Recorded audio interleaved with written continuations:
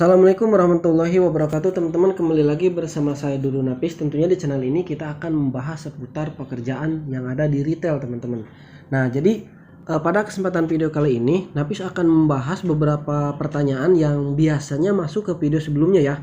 Dan ini ada dari Bang Irfan 0955 2 hari yang lalu. Katanya dia bertanya, "Bang mau tanya, tugas helper Indomaret ngapain aja sih Bang?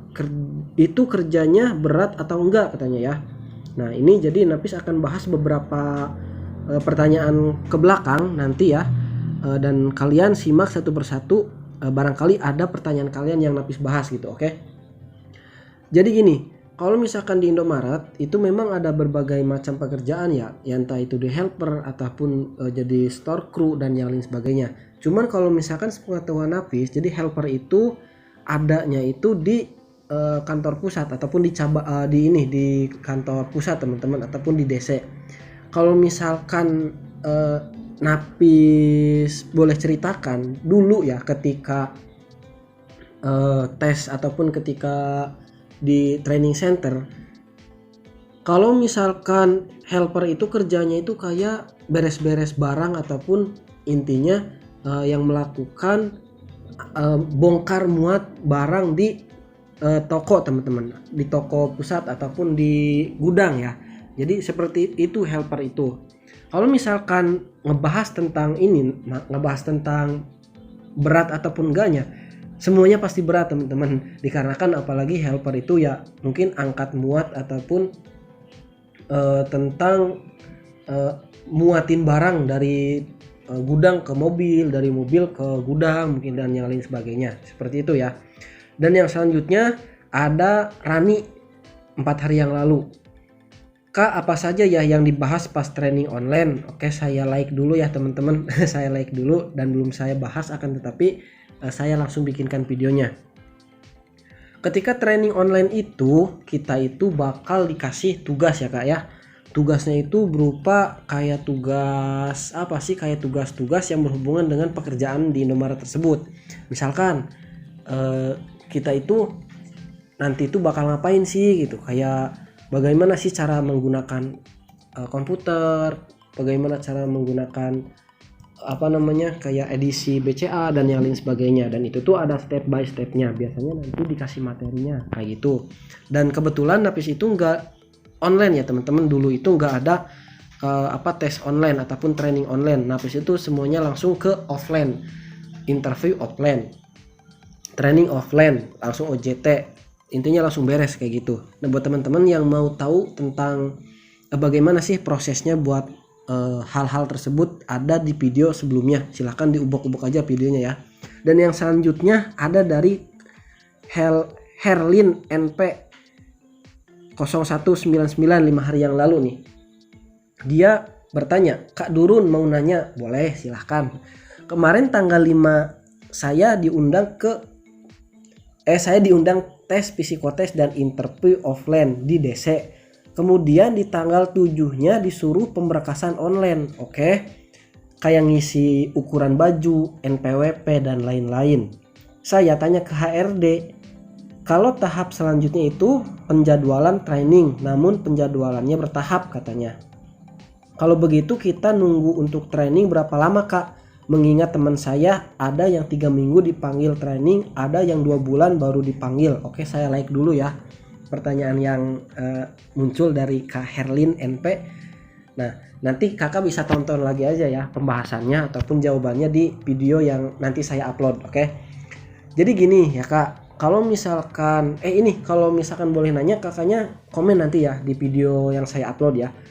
Kakaknya dari cabang mana nih kalau boleh tahu? Kalau misalkan untuk kalau misalkan untuk ini ya Kak, kalau misalkan untuk ketentuan dipanggilnya itu tuh nggak ada kepastian khusus. Dan memang setiap orang itu beda-beda rezeki, beda-beda beda-beda waktu. Ada yang 1 minggu, ada yang 2 minggu, bahkan ada yang 3 bulan. Saya katakan tadi ya di live streaming sebelumnya, bahkan ada yang 3 bulan, bahkan ada juga yang 1 hari, yaitu saya dulu teman-teman. Itu tuh kayak lancar-lancar aja gitu ya. Kalian mah mungkin kebetulan agak lama aja. Jadi seperti itu Kak. Kalau misalkan saran dari saya, kakak kan udah ada grupnya nih ya, udah ada grupnya nih dari HRD-nya kan. Nah kalau misalkan udah ada ketentuannya kayak gini, kakak ini aja, kakak kayak follow up terus HRD-nya setiap minggu ataupun setiap hari libur misalkan. Pak Bu boleh nanya misalkan ini ketentuan buat tahapan selanjutnya kapan, seperti itu. Oke, kita lanjut ke pembahasan yang berikutnya. Ini ada yang ini nih, ada yang komentar 250. Dia itu ini ya, apa ngejawab dari ini nih video short yang ini, top up FF di Indomaret. Aduh, mohon maaf. Yang selanjutnya dari Alpino Lazurdi. Saya malah was-was psikotes Alfamart. Oh, ini beda server ya. Ini mah Alfamart, teman-teman. Besok saya interview sama psikotes. Saya like dulu ya. Kalau misalkan Alfamart, teman-teman, dikarenakan saya bukan karyawannya, jadi saya nggak tahu menau ataupun saya nggak ada pengalaman seperti itu. Tapi kayaknya Alfa itu kalau apa ya, kalau boleh saya cerita gitu ya dari teman-teman saya, memang lebih ribet sih katanya gitu. Tapi nggak tahu juga kayak gitu. Oke, next aja ya, lanjut ke pertanyaan yang selanjutnya. Itu dari Bang Kaulan Sadid.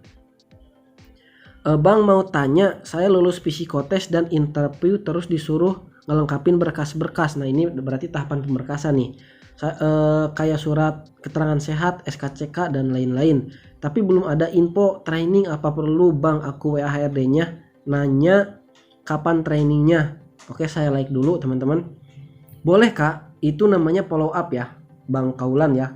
Itu namanya follow up terhadap HRD. Jadi kita itu menanyakan hal-hal ataupun yang berhubungan dengan tahapan selanjutnya seperti itu.